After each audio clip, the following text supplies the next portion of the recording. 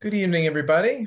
Welcome to our second to last session, um, where the theme really is Jewish values, ethics, beliefs, things like that. And we're, transitioning from, as I said, transitioning from last week from the behaving to the believing, and yet. Um, Jewish belief is really acted out through action, as I said, acted out through action, and the ideas that we're going to talk about are abstract ideas, but yet abstract ideas that are played out in action in real life, and one of the challenges in how in the content that we're going to speak about this evening is that there really is no I guess standard articulation of Jewish belief or Jewish value, or list of Jewish values, and so things can get tricky, where because as we'll see in a moment, because Jewish values are based in text, and in legendary material, because right that there's no creed, there's no statement of what is valued, of what the highest, of what all of the highest values are. There are certainly statements of value, what values are, because there are no specific statements of these are Jewish values. People use that term very fast and loose, and that's unfortunate. That people say this is a Jewish value, other Jews will say the exact opposite of that is a Jewish value, and in some cases they're both right. And so the challenge of the conversation tonight is talking about Jewish values. And if you notice that in the syllabus, I put Jewish values in quotation marks, because it's hard to articulate what a list of all Jewish values would be. And again, there's no creed, there's no statement of belief outside of the Shema. One of the things that so the reading was part 12 from Telushkin and Art Green's Judaism's 10 Best Ideas. And that Telushkin's first chapter is mitzvah, which we've already talked about. And what is mitzvah? It's an active, it's an action, right? A mitzvah, like we hold this idea of mitzvah, and yet it's not an idea. It's an action. It's a thing that we do, and that we have this relationship with God, and that relationship is played out through mitzvot. And so it's not an abstract thing. It's a very concrete thing through the doing of these things, these commandments, and a relationship there.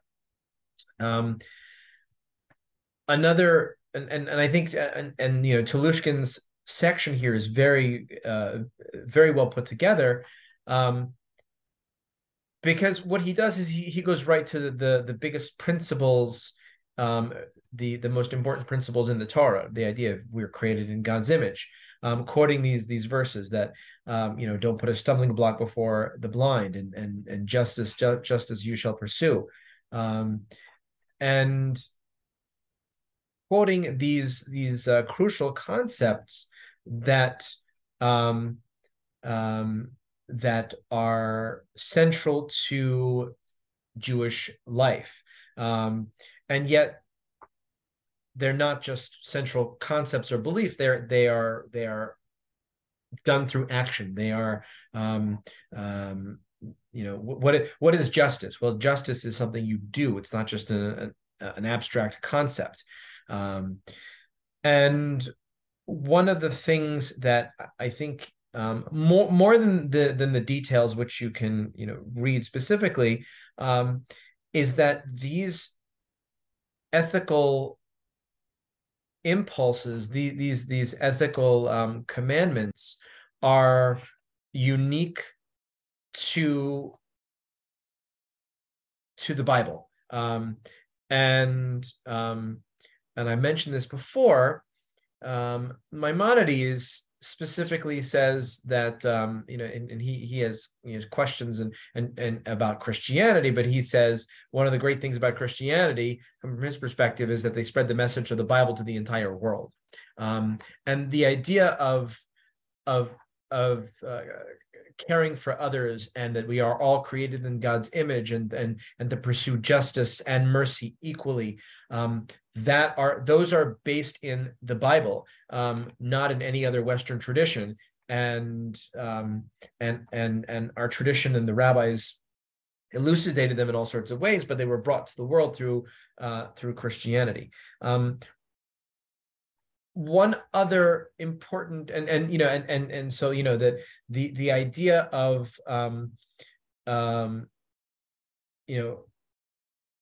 of loving your neighbor, loving the stranger, loving God. We are commanded those three commands. And in each of those formations, it's a command through empathy. So love your neighbor as yourself.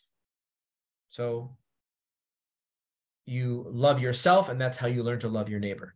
Love the stranger. Why? Because you know what it's like to be a stranger, because you were strangers to the land of Egypt. Love the Lord your God with all your heart, mind, all your heart, all your mind, all your might, and so we are shown that God loves us, and we are commanded to love God. So again, love is a value, but love through action. Don't oppress the stranger, the orphan, and the widow. The idea of caring for the disenfranchised. Again, that all from the Bible. The idea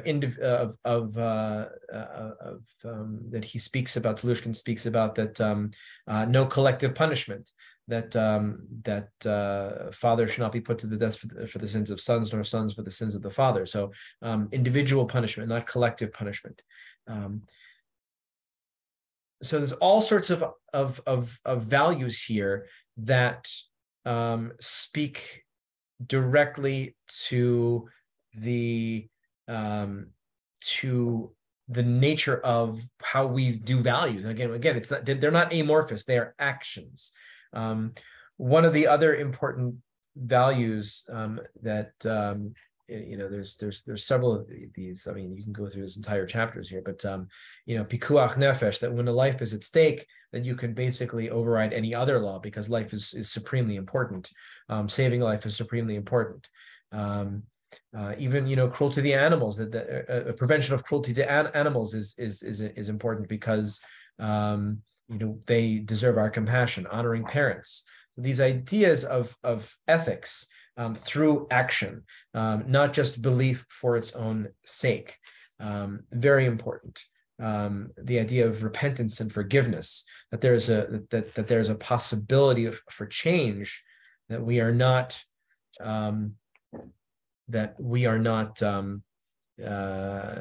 stagnant, static human beings, and we make mistakes, and we are able to come back from those mistakes and rectify them and become better people. One of the things that is in, I don't know that it's in here specifically,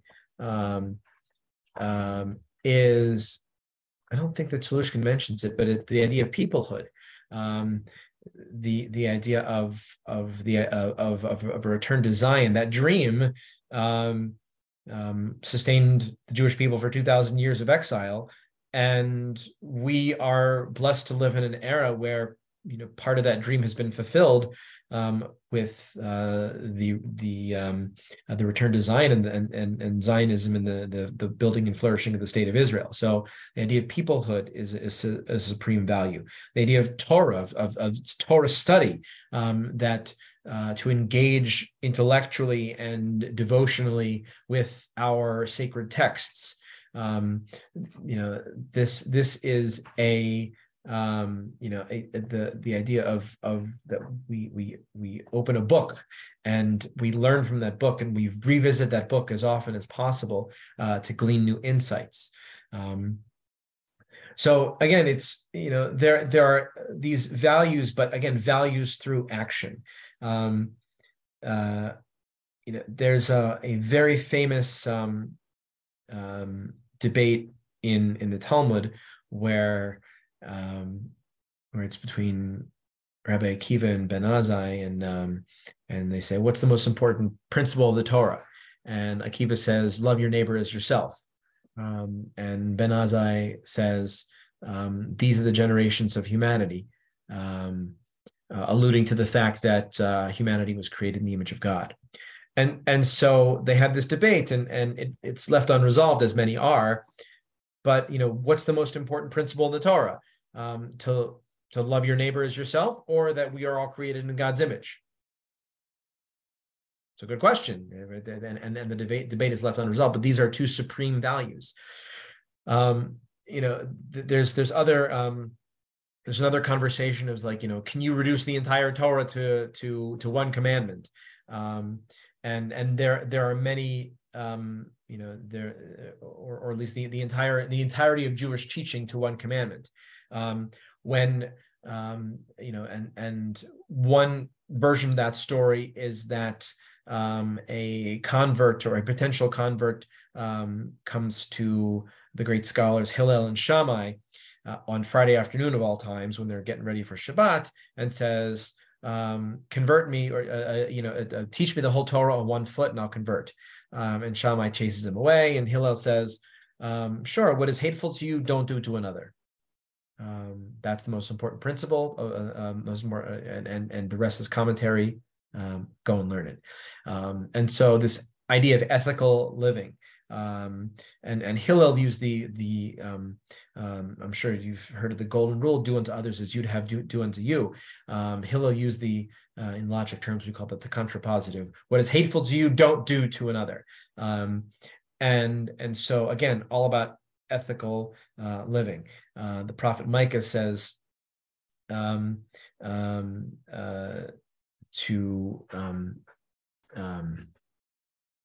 on it. It's Micah chapter 6. I remember the verse. I can't remember the exact line of Torah. I'm going to look this up really quickly. Micah says, here we go. Right. That he has told you, O man, what is good, and what does the Lord require of you? To do justice, to love mercy, and to walk humbly with your God. So very simple as that. And the book of Deuteronomy says, walk in my ways. The rabbis actually have this midrash where they say, so what does it mean to walk in God's ways? And they use examples from the Torah itself, where just as God cared for the sick, you care for the sick. Just as God comforted the mourner, you comfort the mourner. So there's again, these ideas are not just ideas; they are beliefs in action, and they are based on ethics, based on treating the other with kindness, caring for the marginalized, pursuing justice, and in addition to that, the intellectual pursuits of studying Torah, valuing education, and peoplehood. I'm going to stop there for a second and see if there's any questions. I know it's kind of, again, abstract conversation, not much information to throw at you as we've had in previous classes, but I'm wondering if you have any questions or comments at this point.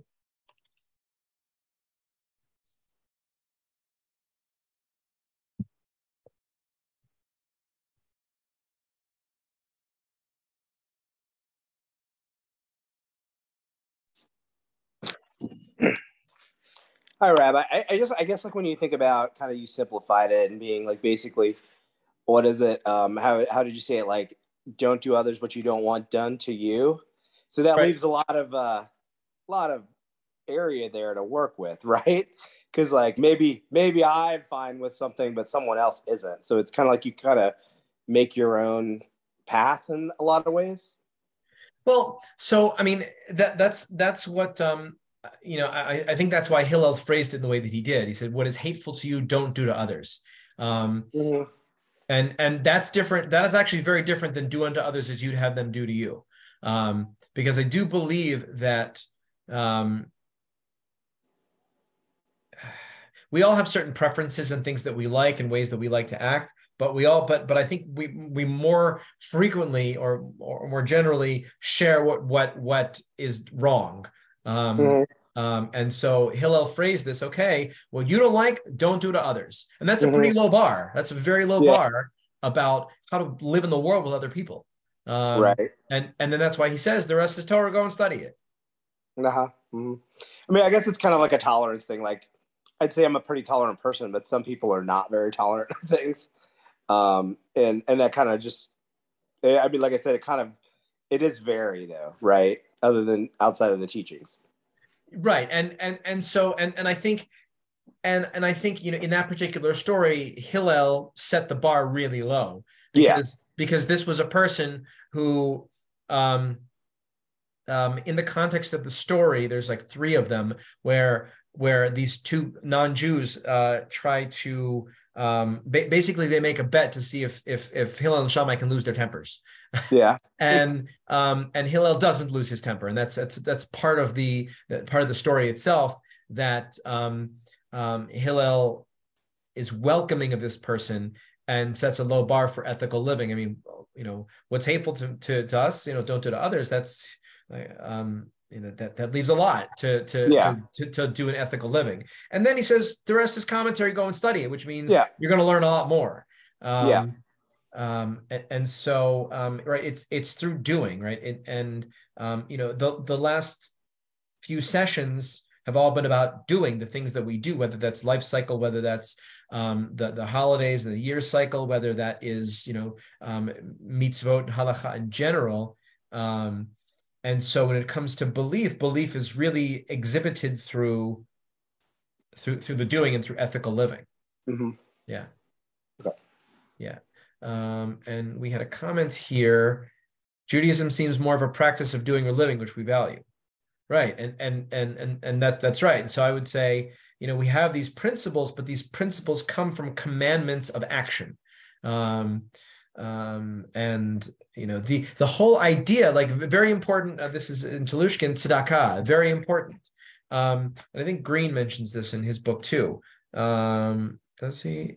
No, not specifically. He mentions it through other ways, but the whole idea of tzedakah, of charitable giving, the rabbis derive that's not in the Torah specifically, but the rabbis derive that from agricultural law, where when the Torah says when you're farming, when you're harvesting your crops, you have to leave the corners of your field to the poor, and anything you accidentally forget, you have to leave that to the poor, and even some of the things and even some of the things that you gather have to be tithed and given to the poor. So the idea of charitable giving comes from agricultural law. Again, values through action, and it's and I think it's really, again, I can't stress this enough. It's revolutionary that we have values and these ethical actions because we are in relationship with God, that we are commanded to live in in an ethical system that God holds us accountable. There's a very interesting section in Telushkin about being the chosen people. What does that even mean? It's very it can sound chauvinistic in our modern era, but and as I mentioned a few weeks ago, Mordechai Kaplan, the founder of Reconstructionist Judaism, wanted to eliminate the idea of chosenness from Jewish belief. The counter argument to that is, and I think Telushkin mentions this, is that we are one of the reasons that we're chosen is that we are chosen to live at a higher standard. There's this verse in the prophet Amos who says, I've singled you out among all the nations, and that's why I hold you more accountable for your iniquities. So we are the idea of chosenness is a value in that we are supposed to live according to a certain standard of ethical being. So again, the idea of values through living, and it's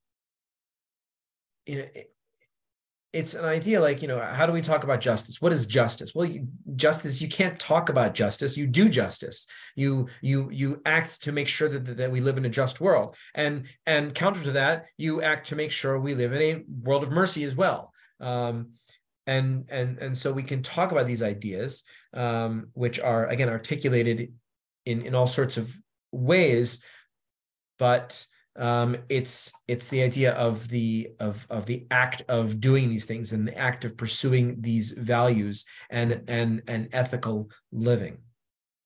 I also assigned you Art Green's book, Judaism's 10 Best Ideas. I think this is a really wonderful book.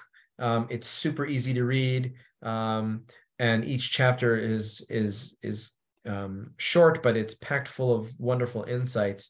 And I love that he begins with simcha, with joy. That joy is a central Jewish idea, and that we that rejoicing is a mitzvah. Rejoicing is a religious idea, and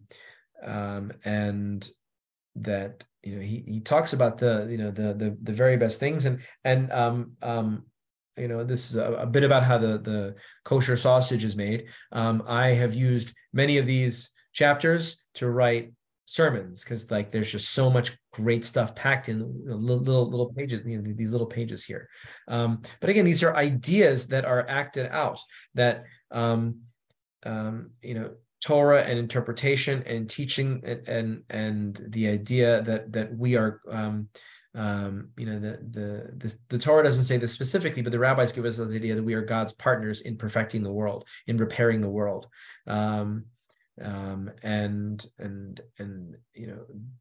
We this comes up in the midrashic tradition and the mystical tradition, but basically, God is lonely. God wants us. God wants us as partners, just to be in relationship with, and God wants us as partners to sustain and repair the world.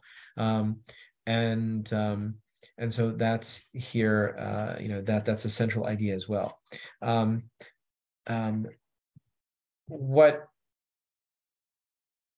What I find fascinating. I'm not sure if I mentioned this. I think I mentioned this several weeks ago, but it's worth bringing up again. What I mentioned several weeks ago is that there are blessings for everything. And everything we talked about over the last 2 weeks, life cycle and year cycle events, there's blessings for all those events. Holidays, each of the life cycle events, when we bring a child into the covenant, when we stand under the chuppah for marriage, there are blessings for those events, but there are no blessings for doing ethical actions. We don't recite a blessing before we give tzedakah, or we don't recite a blessing before we perform other mitzvot of, for example,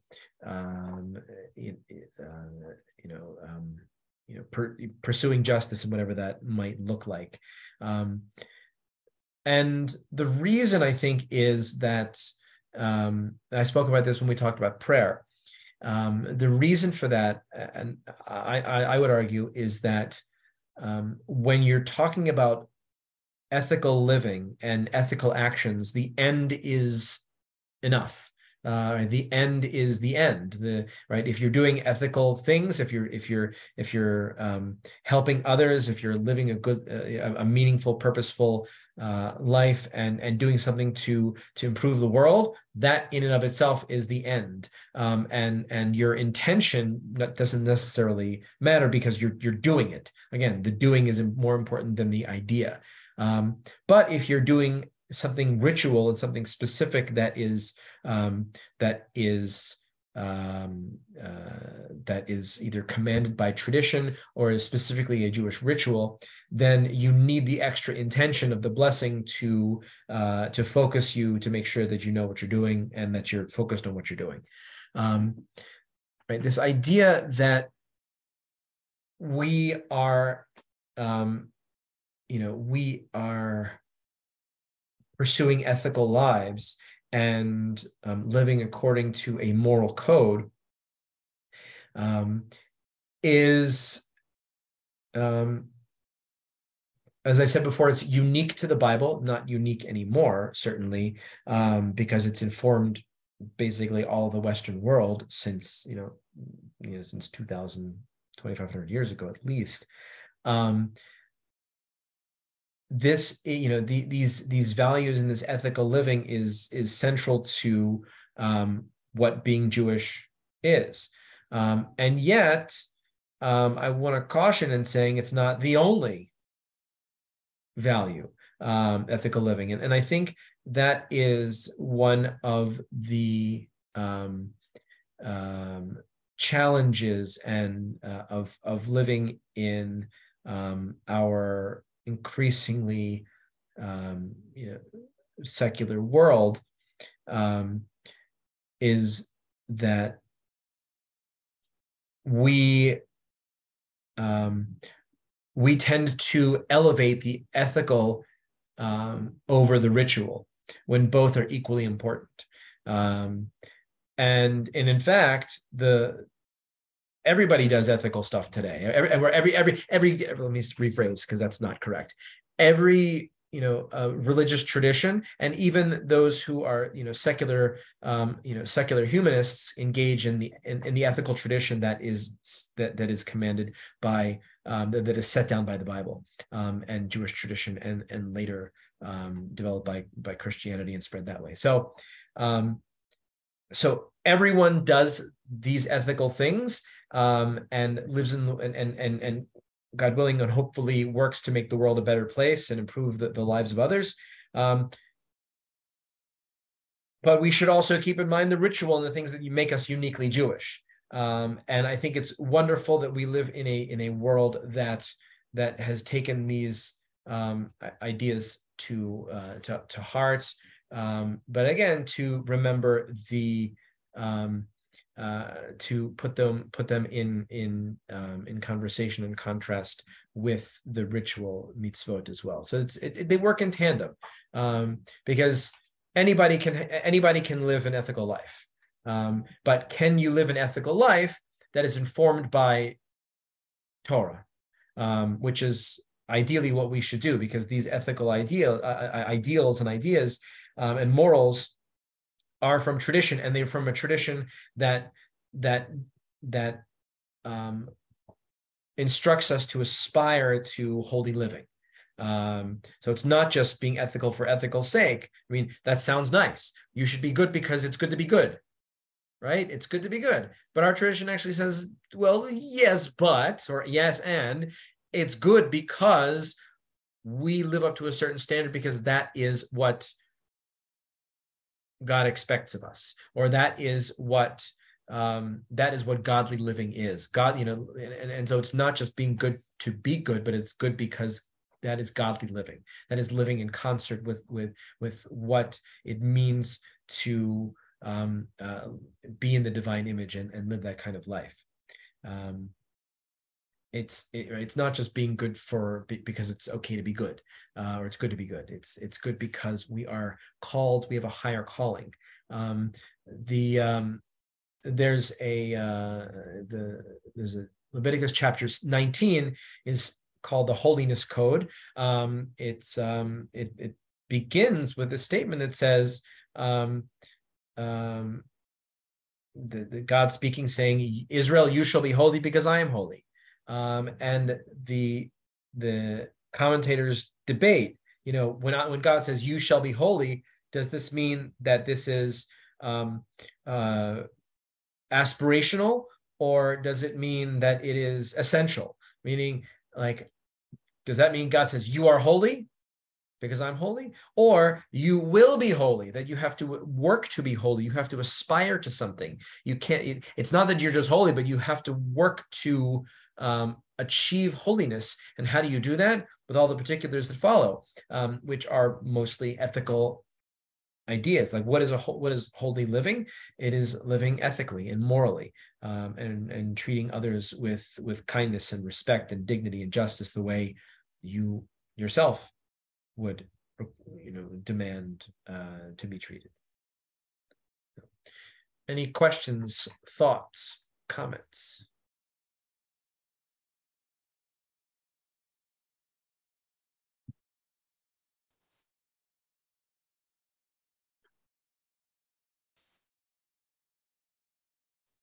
Okay, great. So there is I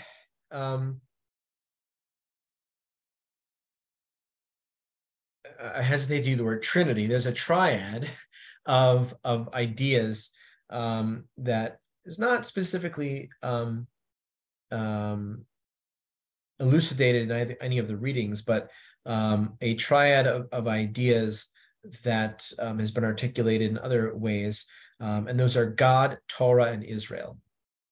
And that those are the three ways that we are oriented. And we'll talk more about the God part of that triad next week. But we are oriented towards our relationship with God. We are oriented towards Torah, which is learning and tradition, and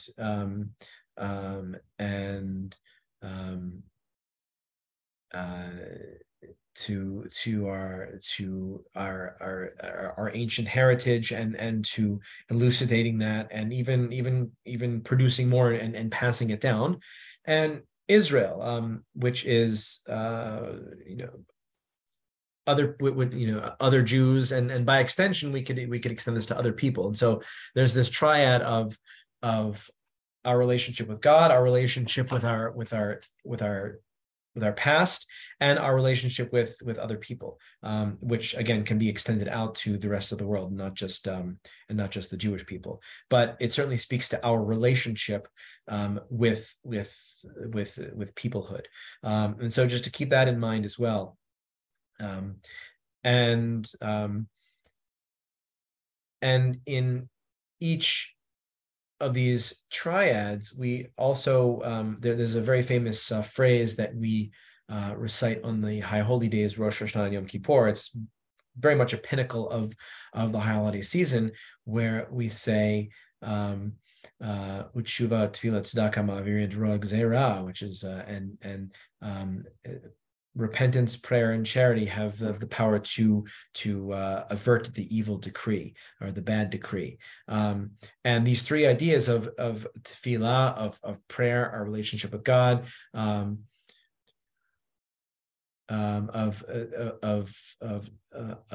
tshuva, of repentance, of turning, that speaks to our relationship with tradition and with other people, and tzedakah, with charitable giving, outward giving to others. And so these are, again, ideas that are enacted through our everyday living. Again, beliefs and values through action. Right? There are no abstract ideas. There are the articulation of actions and the verbal articulation through the things that we do and the way we live in the world. And we're called to a higher purpose in life. That this ethical living that we are that has been part of our tradition since the Torah. I mean, since its beginnings, 3,000 plus years ago, and it's an essential piece. It's an essential piece. And again, I know this conversation has been very abstract and amorphous, but it's difficult to talk about values because values are lived, right? And this is not just something you talk about, but it's something you do. It's like what's a mensch? Well, a mensch is it's a good person, and right. What's tzedakah? Well, I can talk about it, but no, it's better to do it. We can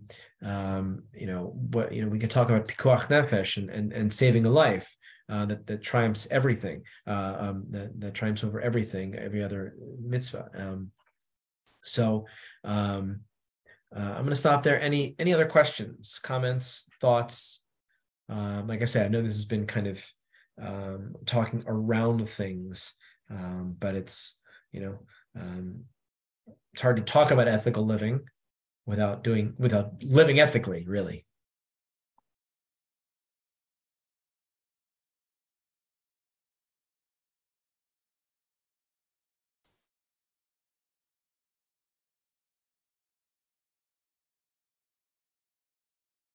Okay, great. So, was there something in the reading? I'm going to ask you guys some questions now. Was there something in the reading that stood out to you? Something in the reading that made you either say, "Yeah, that really resonates with me," or it's like you were surprised by something that stood out to you that resonated, or that you were surprised by in any of the reading that we did from Green or from Telushkin? And it's open to anybody who wants to opine.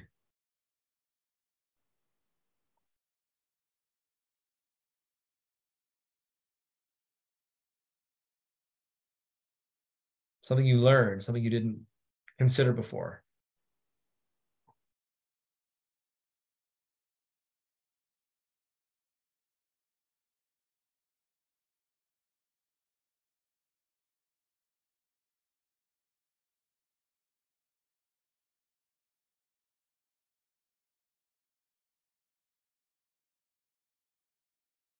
Anyone? Nobody? Oh, well. Okay. Just wanted to get your thoughts.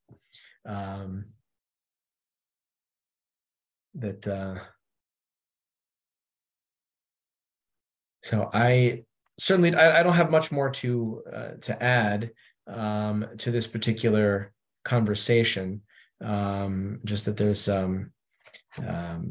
it's a way of being, it's a way of living, and a way of doing, not necessarily a way of believing. And as I've said before, there's kind of like a back and forth symbiotic relationship between belief and action, that our actions inform our beliefs, and vice versa. These statements of belief, or at least these values, are manifest in our actions. And these are central pieces of Jewish living. That it's not just about the ritual. And in fact, we have lots of places where it says specifically that, where, for example, the reading on Yom Kippur.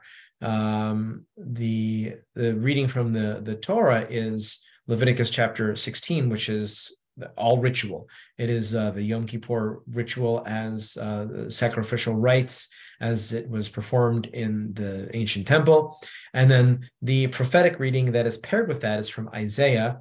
And he basically says that that fasting without ethical living is meaningless. That ritual without caring for others, especially the disenfranchised, is meaningless.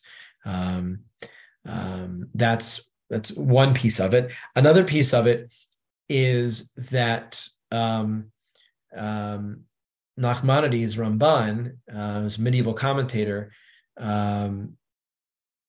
on actually commenting on Leviticus 19, where it says, "You shall be holy," he basically says that you can follow all the laws of the Torah and still be a jerk. Or basically that you can still be you can still keep Shabbat to the strictest letter of the law, and you can still eat kashrut, and you can still have intimate relationships, but you can still be a glutton within the Torah, is what he says. So following the ritual law is not enough. Again, you can still be a jerk, and that's not enough. Or you can still eat kosher food, but if you are completely selfish and gorge yourself, that's not right. That's not living a balanced life. And so that's why Ramban says, Nachmanides says, that's why the holiness code is there. It's to entice us to live to something higher, to introduce an aspirational aspect of it. So we're not just living out our basest desires or living out a selfish life within the confines of the ritual life of being Jewish, but that we're called to something more. We're called to ethical living. We're called to be in relationship with other people and with God. And so these are, again, just a few examples of this, that it's not just the rituals, that the rituals are what make us unique, certainly, but the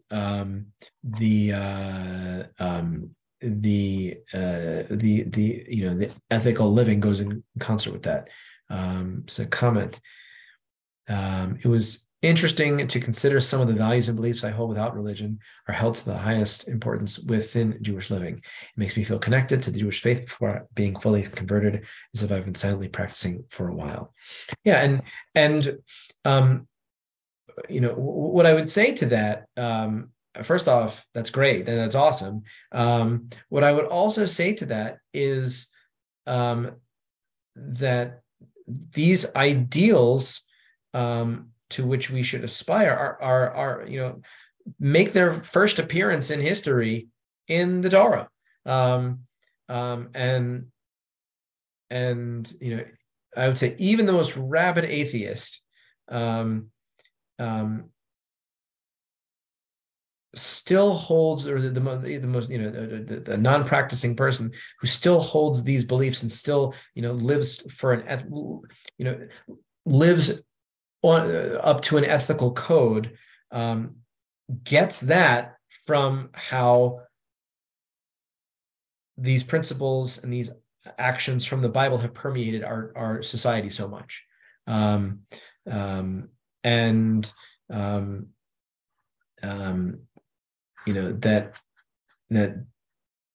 there is, it's an implicit understanding that we're all created in the image of God, and we all deserve this, that we all have inherent dignity and worth, and we all deserve being treated with respect and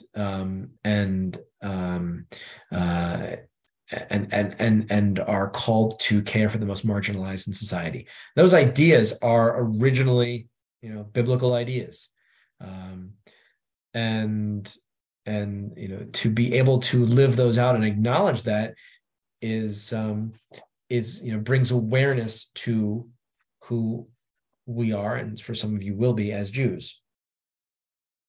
Yeah, very important stuff. Very important stuff. Another comment here. Jewish practice seems to have a lot more small daily aspects that affect you and others versus what you do one day of the week in a building. Absolutely. Um, um,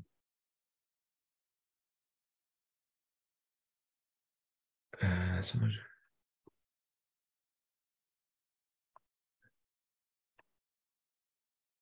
So yeah, I mean, great comments in the chat here.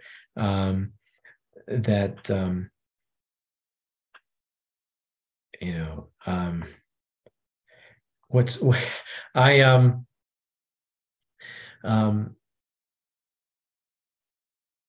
you know, I frequently as hear people say to me, you know, Rabbi, I'm a bad Jew. And I would say, well, have you killed anybody? No. Have you, you know, and I ask a bunch of questions about ethics. It's like, oh, this person, you know, is, you know, you know. So what do you mean by you're a bad Jew? Like, well, okay, you know, you don't come to shul every Friday. Okay, fine. You don't keep kosher. Okay, fine. But being you know, it's not just about the rituals; it's about ethical living. And in fact, I mentioned this several weeks ago. In fact, that on Yom Kippur, when we list our, when we have our, when we go through our list of confessions, what do we confess about? We confess about the interpersonal sins that we have not done. We do not confess that about the ritual mitzvot that we have not done. Um, um, so we got a whole bunch of things here.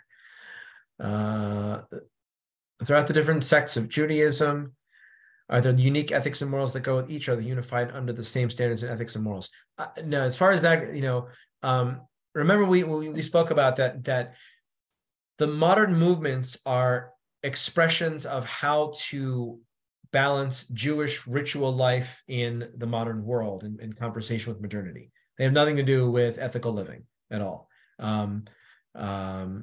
At least the differences have nothing to do with differences in ethical living. The ethical standards are there. The differences are how much Hebrew is in the Siddur, or the differences are, you know, how you observe Shabbat or how you keep kosher and things like that. So which is why you know, the differences in these modern movements are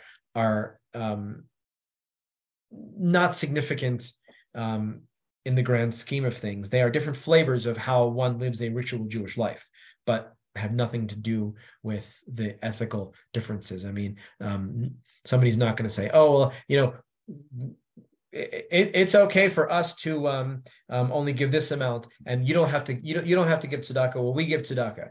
We're refusing to give tzedakah. That's how we're going to be rich." No, that's not. That's wrong, right?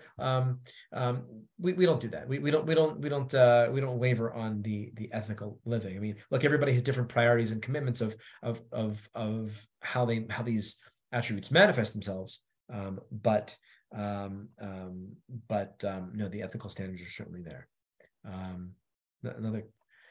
I was interested in the solution section with forgiveness, how some actions can't be forgiven because the person who would need to forgive it can't. Yes, this is great.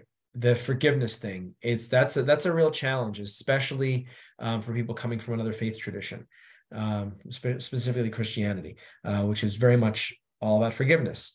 Of course, I'm you know, generalizing, but the idea of forgiveness is radically different between Christianity and Judaism.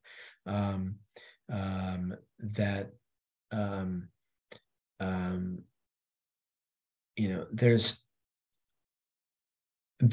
a, you know, forgiveness has to come from, you can't just be forgiven. You're confess something, then you're forgiven. No, that's you have to you know, ask for forgiveness, and sometimes you can't because the person that you have wronged is no longer around. The person doesn't want to grant forgiveness, and there's lots of trauma and hurt there. There's real consequences. You can't just be forgiven for things. There's, you know, and yeah, and that's a stark difference between Judaism and Christianity. The idea of being forgiven for something, or forgiveness is something that can be granted. It's not something that you automatically receive, and it's a complicated thing. There's a difference between bearing a grudge and not forgiving.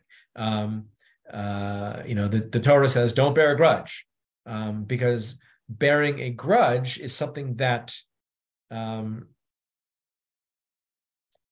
that tortures the one who bears the grudge. That eats away. Bearing the grudge is something that eats away at the person who holds the grudge. And that's different from not forgiving. And usually bearing a grudge is something, not always, but mostly something petty. But forgiveness can be a very heavy and weighty and important thing.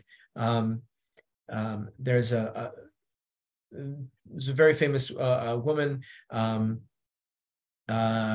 who's no longer living, but she was here in Indiana. Her name was Eva Kor. She's a Shoah survivor, and very famously, she forgave Nazis, and that was very controversial. Can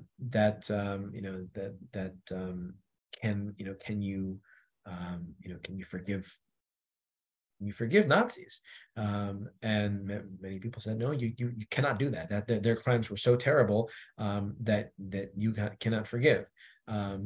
One might say that she, instead of forgiving, that it may be more so that she decided not to bear a grudge against them, which is very different than not forgiving. So it's this is it's a difference, but yeah, forgiveness is it's crucially important. We ask for forgiveness, and hopefully we deserve it, right? So if we're asking for forgiveness, then we are and we're contrite, and we've shown the fact that our behavior has changed. Then we can hopefully receive forgiveness, and hopefully the person who was wronged can actively forgive. That's hard. That's very hard. And again, that's a very stark difference between traditions. Great. Any other thoughts, comments? Stuff you'd like to drop into the chat, because we're not so chatty tonight.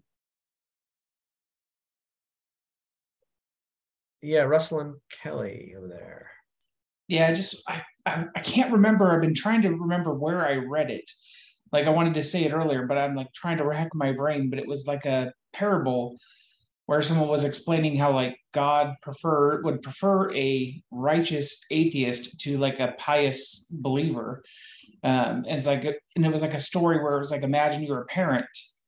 Would you rather have your kid around you and like loving you and all that stuff, but basically being a loser, or have your kid like go off on their own and they're living a good life and all that stuff, but you kind of lose contact? It's like being the better person is more important than like if there's one or the other. I can't remember where I read it now, but it's just like that kind of really kind of got to me, because I always thought like it was with the belief that came the righteousness and stuff like that, but you can have them be separate. They're not necessarily, just so they go hand in hand most of the time doesn't mean that they're exclusive to each other. Great. Yeah. And so, one of the, another side of that is, the question of, and of course we, putting them, these values in conversation or in contrast. Would you rather would you rather be, or have, for example, a child be a good person or achieve in academics? One or the other. and so it's what's more important, success or goodness? And look, ideally both, but if we have to choose one or the other, I think goodness, our tradition would value being good over being successful. Another question. I found that the concept of belief and faith is all different. In Christianity, belief is much more focused on an afterlife and a greater being that can save you and forgive you. It is still difficult for me to understand the difference of faith and belief in Judaism. So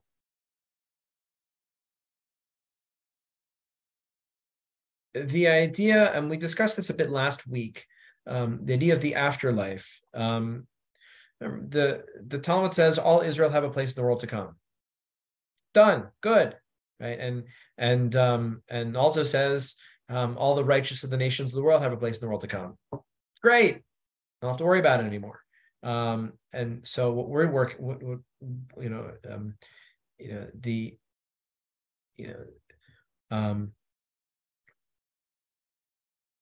the idea of faith and belief is different, and it even comes from the words. And so the word in Hebrew that is roughly translated as belief or faith is emunah, and emunah does not really mean that.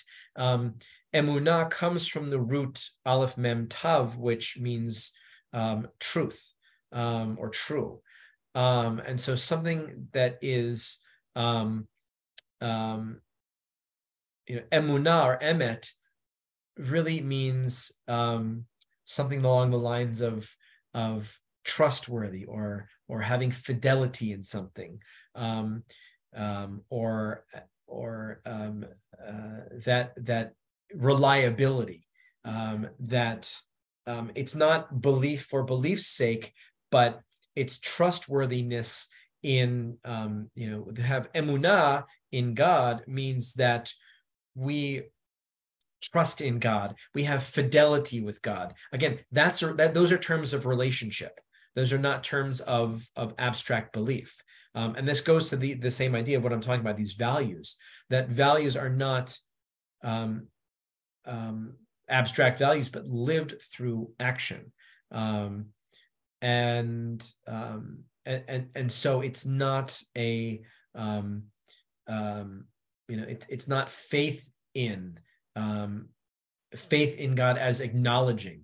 It's that faith in God as in the sense of trusting, because God is, period. And we'll talk about this more next week, but God is. And because God is, then there is trust and there is fidelity and there is relationship. And that relationship comes out with all sorts of particulars and ways that you live up to that relationship. And the way we live up to that relationship is through the mitzvot and through ethical living. Yeah, another question. Yeah. This time it's from Kelly. Yeah. So I think when you're really talking about like what are the ethics of Judaism, right? And you're going in that way, for a lot of us who are thinking from that conversion point of view, it's how is it different from the things that I grew up to believe? Sure. And the biggest one I really hear, like when I was being raised Catholic and was at Catholic school, it was you have to behave so you can go to heaven. If you do these bad things, you're going elsewhere. There's going to be all these negative consequences. But when you take that out of the picture and you start thinking about the Jewish people, it sounds more like you don't have to behave because of this negative thing that's going to happen. You should behave in these ways because, one, it's the right thing to do because it makes God happy, and because that part of you that where you are in the image of God, that when you behave these ways, it does make you holy because He is holy. Is that what am I hearing that correctly? In a sense, yeah. That there, we have a chat. Okay, that there is there's a statement from Pirkei Avot. a collection of maxims from the early generations of the rabbis.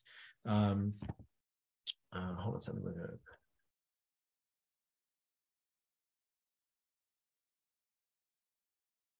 I'm looking something up.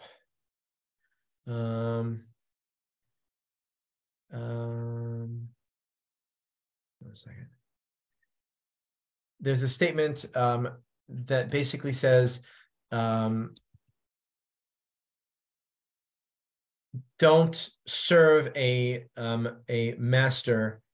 Here we go. I found it. Okay, where is it?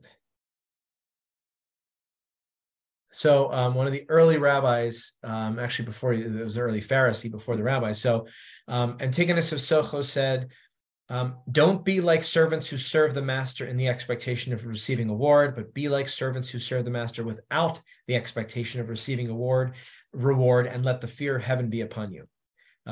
So yeah, we are serving God not to receive a reward. We're serving God because service to God is our job. Service to God is joyful and meaningful and fulfilling. And so we are not serving for a reward. We are serving because we have been commanded to do so in the most traditional sense, but we are serving because that's the expectation that is upon us as Jews. And that there should not be a reward, because what better reward could there be than working to complete God's creation and working to repair the world and working to be in relationship with people. So you're saying that service to God is both the ends and the means. Absolutely, yeah, yes. That's a great way of putting that. Alyssa. I have a question about the concept of like fear in God or fear of God.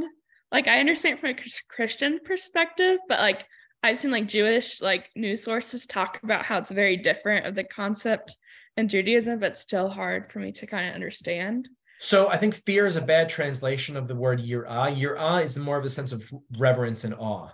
And part of reverence certainly is the terror and fear, but more so as awe. More so that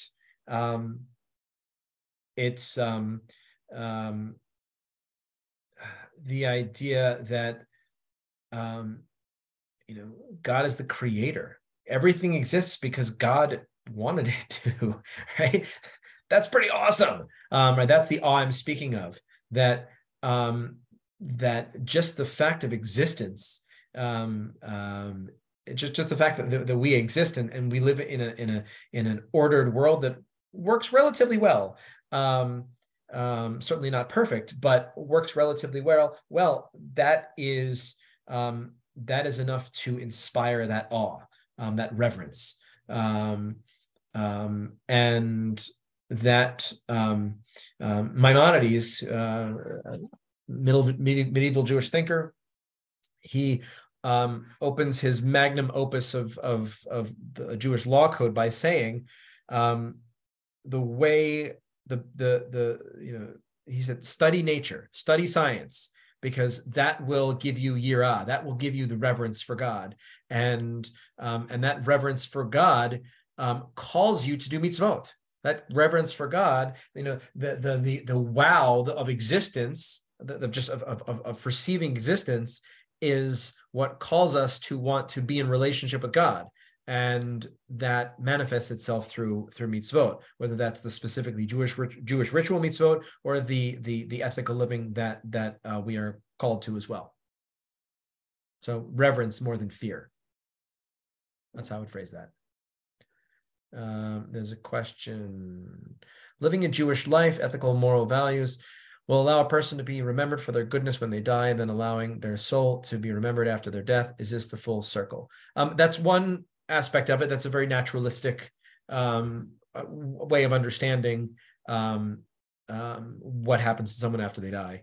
That the remembrance of this person's goodness and a force for good, and being worthy to be remembered. That certainly is an aspect of immortality. Yeah, I would say that. Not the, but I mean, because people disagree on all of these things, but certainly that's a very, Jewish response to that. Absolutely. So conversation's heating up a little bit. It's great. Lots more comments. Any other thoughts or questions related to values and ethics and things like that?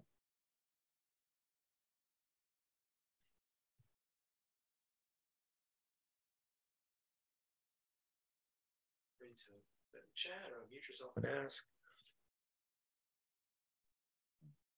Dr. Hal or Dr. Hal, Rabbi Hal? I don't have a doctorate. Just a rabbi. Just a rabbi. Yeah. So what is the criteria for forgiving somebody? What has to take place in order for you to ethically forgive somebody? I mean, ultimately, that's up to the the individual who's been wronged. Hopefully, there's some sincerity in the apology. Hopefully, there is some gesture to rectify or to compensate for what was done wrong, to fix what was broken. And really it takes generosity on the person who was wronged. Forgiveness is just as much about the person forgiving than it is for the person who did wrong. The person certainly, the person who committed the wrong can certainly ask for forgiveness, but it takes some, it takes some generosity, and for the wronged person, and like we said before, that's not always a given. It's really hard. Like, it's really hard to forgive people,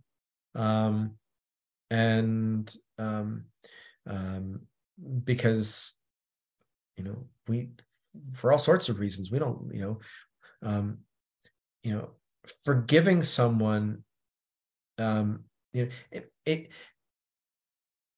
it takes a lot of humility, really, to ask for forgiveness, and it takes a lot of humility and letting go to grant forgiveness.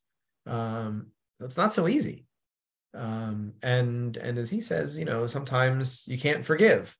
Sometimes you can ask for forgiveness because the people who were you wronged are no longer around.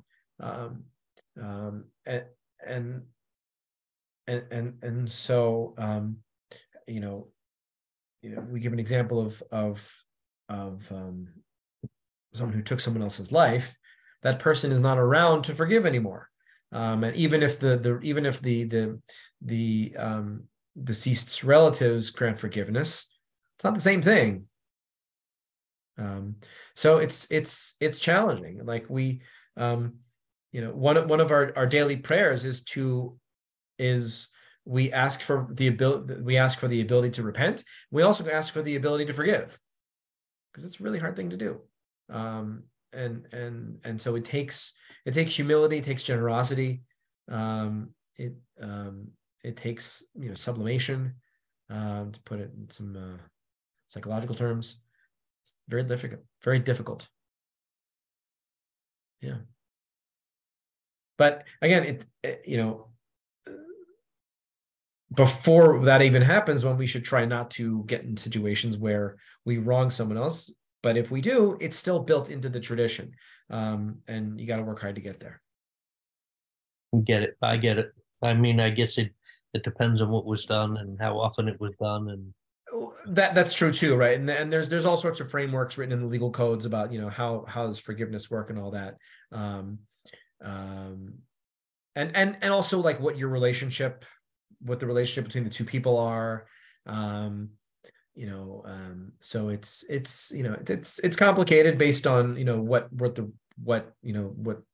occurred between the individuals. Yeah. Thank you. Yep. Any other thoughts, questions, comments?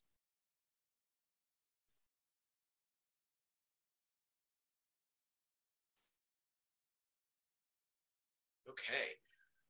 So we'll conclude this evening. We have one more session next Wednesday evening, and the reading is the book Finding God. We're going to talk about the many different Jewish understandings of God, and what that means for both theologically and what that means practically. Like, how do we engage with the different understandings of God? Because they'll, as we'll see, they'll tell us different. Our relationship with God is slightly different depending on the understanding that we have. So I wish everybody a good evening, and we will reconvene next week, Wednesday at 7:30. Hope everybody has a great night. Good night, everybody.